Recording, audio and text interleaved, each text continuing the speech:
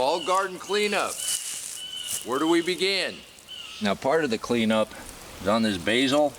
We're just taking off anything that was singed, because we still have some nice lower leaves in here. We'll see what we get. That's just how you clean that up. You just take the branch that's damaged and just clip it off. We got a lot of nice leaves down in here. And once you do that, it doesn't look like you got damaged at all. Get a little sun on that, it'll kick right back in. We'll be able to have basil right up until it really freezes.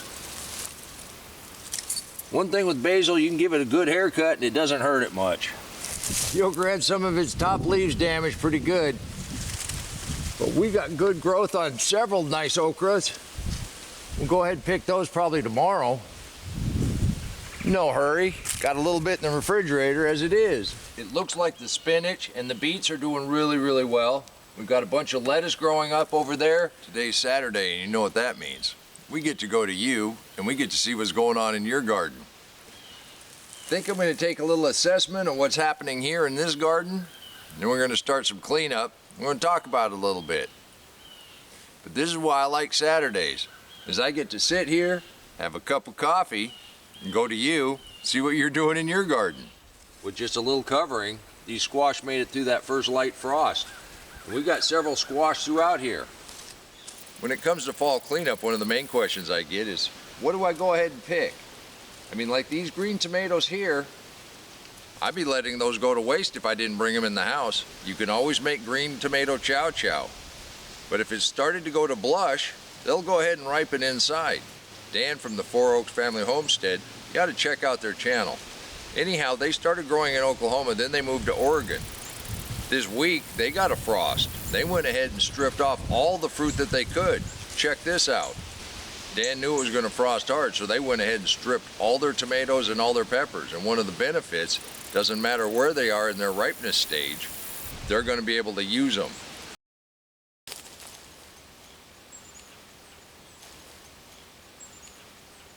Dan, that's a terrific harvest for your first garden in Oregon. Now check this out. Since I was on a 50-50 on whether we were actually going to get that frost, we did cover quite a few things. We're going to look at some of the damage, but this tomato in the last 2 days gone ahead and gone red. We had quite a few green tomatoes that I left on purpose because if we didn't get the frost, they still had a chance to go ahead and mature. Now, if I thought it was going to frost hard, I would have picked them and I would have used them in the green tomato chow chow. Over here with my peppers, these really hot ones, I took everything that had any kind of blush going on, but all of the green ones have started to turn just in the last 2 days. We went ahead and we did prune off quite a bit of the leaf damage that we got from that first frost. When you're covering, you do kind of want to have some kind of structure, a hoop or a box or a ladder or something to keep the plastic or the sheets from laying right on the leaves. We did it in such a hurry, I'm just glad we got anything. But when the plastic or the sheets actually touched the plants, we did get some leaf damage, but it's not much more than if a critter had come by and just kind of nibbled on it. And part of the cleanup of the fall garden, we've been trimming off quite a bit of that damage. Like I said, I left some of the green tomatoes on here in case we didn't frost real hard. And these have started to turn, and these little orange ones, they're just like sugar. And these have turned really, really fast. They're tiny, but they're tasty. Now we've got another contributor that's down and around the Tulsa area. I don't think they got frost at all. Walter's garden is amazing. Check out what he's done for this fall. Walter's fall garden started off with radishes. As his summer garden finished up, he went ahead and planted beans, turnips, squash. They're all maturing nicely, and he's starting to harvest. He's going to be able to harvest well into November and maybe even beyond. His beans have started producing nicely. The squash are just starting to fruit out nice. You're going to be able to enjoy that. But this just shows what you can do if you continue to succession plant. And all of this in this small area. Walter, you are simply amazing, and I really appreciate you sharing and giving us the motivation to show it's possible in an urban area. Here in northeastern Oklahoma, being an hour south of me, allowed Walter to have a garden without any frost damage. Even this trellis of beans that we were unable to cover, These little beans have grown quite a bit since then, and we're gonna have a nice harvest in a couple days. But this gets back to what do I harvest when I'm cleaning up my fall garden and frost is coming. Now this little bean tastes just like a big bean. So you can take your beans at any stage. Peas also. There's a lot of things in the garden that it doesn't matter what size you take them at. Now growing up, I remember Grandpa coming out, he'd pick whatever. If there was bug damage on it, he'd pull out his pocket knife and just cut off that little piece, hand you the rest, and it was good to go. And yes, I do like to have the really pretty vegetables, but they all taste the same. Check this out. We might actually have a loofah before it frosts again in November. You know, I'm not going to tell another adult how to garden. I just thought my story would be helpful to some. My opinion is if you leave a lot of fruit out in your garden because it's not the prettiest or you don't think it's the ripest, you're wasting a lot of food and a lot of hard effort throughout the summer. So if it's going to frost hard or freeze, pick whatever you can. Now it seems like the long purple beans took quite a beating from the cold, but our green pole beans,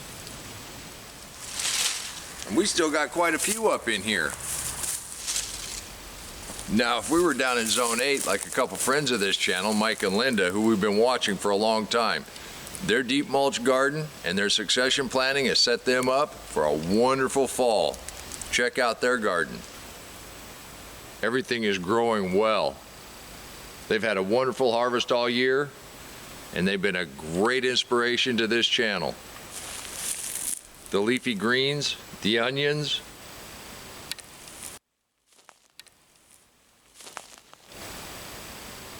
thank you, Mike. Thank you, Linda. Jane is pretty new to deep mulch, and she had a wonderful question. She's got most of her garden mulch, but now she's come to her melon patch. Do I need to clean up all these melons, or can I just mulch straight over it? And for us, I would mulch straight over it. Those melons, they'll break down very, very quickly. And if you have a chunk of rind when you go to plant, you just move it out of the way. Toss it back on top, and it'll continue to break down and feed the life in the soil. So Jane, 4 inches thicker. I'd suggest much thicker for right now, and let that just break down over the winter.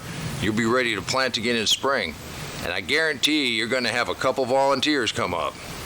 Talking about volunteers, I'm probably gonna miss some in here, which is okay. I wouldn't mind having a little bit of volunteers growing back in here. Oh, I'm definitely gonna miss some. Just look at how these are coming out of here. This is great. Now sunchokes, if you've never had them, they kind of taste like an artichoke, but the way we prepare them is we go ahead and peel them kind of like a potato, and then just cut them into small pieces and bake them. They really come out tasty. I was surprised at how much I really like these. So I'm gonna scatter, I'm actually gonna leave some of these tubers here and there. They're invasive, which is fine. I wouldn't mind having an invasive, big old invasive patch of these. Yeah, I'm gonna miss quite a few of these, it looks like. Every time I redig, I'm getting more. But that's what makes it fun. There you go. There you go. That's wonderful. You can do this too. We just stuck them in the ground and forgot about them.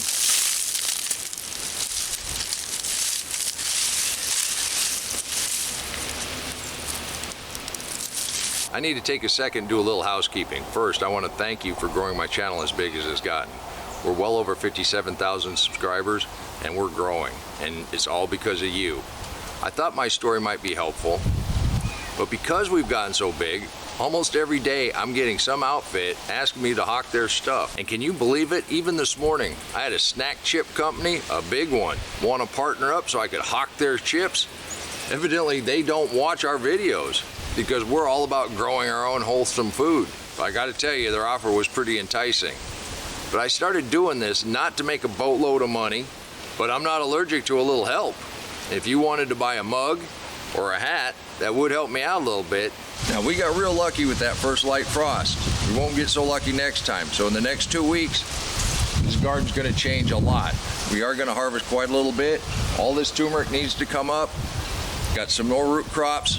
We got a bunch of peppers that are now turning again. We'll get those out. We'll get some of those in containers. You can do this too. And if you'd like to become part of the Saturday experience, help motivate folks and show them what's possible in the garden, all you have to do is send a photo in now and again. There's no obligation.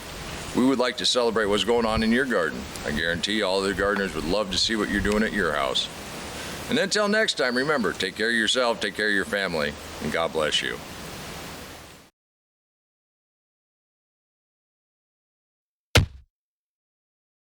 Come on, let's plant. Let's go plant garden.